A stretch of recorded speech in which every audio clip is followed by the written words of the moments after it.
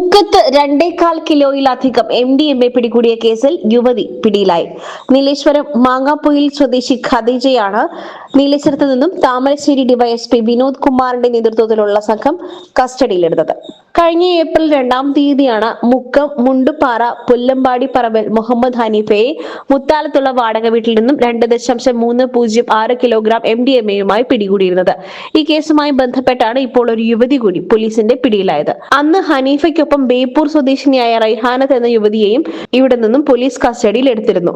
ഇരുവരെയും ചോദ്യം ചെയ്തതിൽ നിന്നും മുഹമ്മദ് ഹനീഫ ബാംഗ്ലൂർ, ഡൽഹി എന്നിവിടങ്ങളിൽ നിന്നും വലിയ തോതിൽ MDMA കേരളത്തിൽ എത്തിച്ചതായി കണ്ടെത്തി. കൂടാതെ ഇവരുടെ ശൃംഖലയിൽപ്പെട്ട മറ്റുള്ളവരെ കുറിച്ചുള്ള വിവരവും അന്ന് പോലീസിന് ലഭിച്ചിരുന്നു.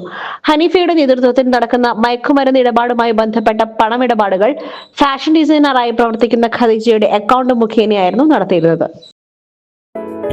Gold, pure gold. Group Nilambur.